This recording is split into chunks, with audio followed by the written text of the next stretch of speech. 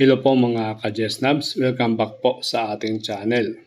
Kumusta po ang pagparank nyo sa reclassification for higher teaching positions? Alam ko marami dyan yung nag-apply para sa Teacher 6 at saka Teacher 5. Ngayon ay pag-usapan po natin kung meron ba talagang priority na mga teachers na marireclass. Kung ikaw ba ay nakakuha ng 99% or almost perfect, kayo ba ay magiging priority? Well, yan po ay pag-uusapan natin ngayon. Una ay sinabi na ng ating presidente na priority yung mga Teacher 1 na madali nang mag-retire. So priority po sila na ma-reclass kasi ayaw ng ating Pangulo na may teacher na magre-retire ng Teacher 1 lang siya. So dapat siya ay ma-reclass. At yung mga magpapa-retitle, priority din sila na ma-reclass or ma-promote. Ngayon, ano bang totoong basihan sa tinatawag na priority?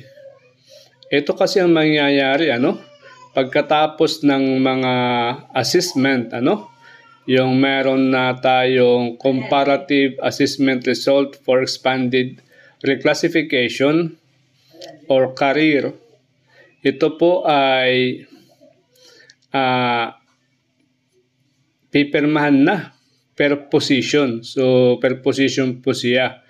Pero yung mga listahan ay hindi naka-order, wala sa particular order. At ito po ay ipopost in 10 calendar days indicating the date of posting. Siyempre sa mga araw na ito ay pwede ka pang magreklamo, Ngayon ay bibigyan din ng kopya ang ating superintendent, highlighting the candidates for reclassification who meet the cut-off score of 50 points. Pero this time, ito ay rank from highest to the lowest based on the total scores obtained from the evaluative assessment. So yung career or yung comparative assessment result for expanded reclassification shall be accompanied by a plantilla allocation list. Tapos, containing only the names of the candidates who can be accommodated based on the cut-off score. Estimated number of slots for reclassification per position. So, klaro po yan, Yung cut-off po natin ay 50 points at saka meron pong estimated number of slots per position as determined based on the set parameters. So, ano ba ang pagbabasihan ni SDS para maging priority si teacher? Ito po yung mangyayari, may kumakalat kasi na priority daw yung mga matagal na sa service, Pag-usapan po yan natin mamaya. Una ay yung nakalagay sa DepEd Order number 24 na si Superintendent ay magre-review nitong career at saka yung plantilla allocation list or PAL, ensuring equitable allocation of funding to all positions and approve if found in order for onward endorsement to the regional director. Ngayon, si HRMPSB ay i-indicate niya sa remarks column of the career all the relevant information about the individual applicants to guide the SDS in the review and approval of the candidates to be recommended for reclassification. So doon sa remarks na yan, it include but not limited to the HRMPSB's notes on the applicant's potential, job fitness, organizational fitness, and location fitness. So meron palang mga ganyan, ano? Lahat naman po siguro ng mga teachers ay, kung sa teacher 1 to teacher 7 ay talagang fit na dyan kasi andyan na nga sila sa position. Now, specific details of the teacher needs analysis, particularly on the required competencies to effectively deliver the relevant content in the appropriate case stages and relevant subject or learning area specialization shall also be form part of the primary consideration. So, ito yung pagbabasihan din ni superintendent, yung mga required competencies to deliver the relevant content. So, yung sa subject area at saka yung learning area specialization. So, ibig pong sabihin nito ay may quota bawat learning area specialization. Halimbawa, ilan ba yung dapat na teacher sa Filipino, ilan yung sa English, sa math, sa science. So, yun. So, hindi pwedeng puro lang sa English teachers yung marireclass for now, ano? Kasi lahat naman po tayo ay marireclass pag ikaw ay pumasa sa cut-off na 50 points. Pero yun lang, pipila po, ano? Again, yung mga category na pwedeng kunan ng quota ay itong learning area specialization.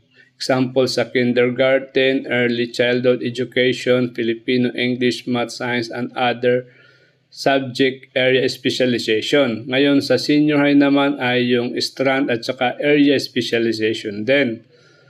Tapos syempre yung knowledge and qualification in handling learners in the ALS, sa SNET, sa madrasa, indigenous people's education or IPED, sa language proficiency, other specialized skills, qualifications such as but not limited to proficiency in Filipino Sign Language, knowledge on the use of assistive technology or special learning aids among others. Tapos yung place of residence localization law. So siguro ito ay kung sa master teacher, ano? Kasi pwede silang i-transfer to that school kung kulang, ano? So number 45, tingnan po natin. So ulitin ko na yung career for a particular position shall be valid until exhausted. So kaya wala pong problema. Lahat po kayo ay talagang marireclass kasi bago daw yung sunod na mag-a-apply ay yung nauna muna mag-apply ang i-reclass. Ngayon pag-usapan po natin itong kumakalat na usap-usapan tungkol sa priority ng mga matatagal na sa serbisyo. Ako ay pabor ako dyan, mga ka-Jesnabs, ano? Siyempre, halimbawa si teacher ay meron na lang siyang 5 years in service, halimbawa 60 years old. Or kaya, sabihin na lang natin 6 years na lang siya in service kasi nasa 54 years old na siya. Ay syempre dapat i-priority na siya na ma-reclass. Kasi kailangan naman ni teacher na madagdagan yung kanyang sahod. Ang tagal na kaya siyang teacher 3 halimbawa. Hindi nga sila umuusad kasi nga hanggang teacher 3 lang yung pwedeng position. Kasi yung master teacher naman ay fully may mga nakapwesto na sa master teacher positions. Kaya nga ito nagkaroon ng expanded career progression no? Itong ating ECP for teachers. Ito po yung unang rason na dapat magkaroon ng teacher 4, teacher 5 to teacher 7 para yung mga teacher 3 na matagal na sa serbisyo ay ma-promote naman. Ano? Kasi nga wala nang gana yung mga teachers pag ganun na walang promotion. Lalong-lalo na yung mga senior high school, no? Yung sa senior high matagal na silang walang reclassification. Yung nangyayari lang sa senior high school ay promotion. Kung meron lang mag-retire na senior high school teacher na mataas yung position, saka lang sila roon ng tsansa na ma-promote. Pero dahil itong senior high school ay batang-bata pa at mga bata pa yung mga teachers, so talagang maliit lang yung tsansa na ma-promote sila.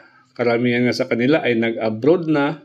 Yung iba ay lumipat sa mga university kasi nga yung promotion ay mabagal. So, again, ako ay pabor na unahin muna yung mga matagal na sa serbisyo para sa priority. At alam yan ni Superintendent, sigurado ako. So, asahan nyo na lang mga ka-Jesnabs na more likely ganun ang mangyayari. Seniority sana ang ipairal dito. Although yung mga bata pa sa serbisyo ay qualified naman sila. Pero sabi pa nga, there is always a best time for everything. Okay guys, hanggang dito na lang. Thank you for having me. Bye-bye.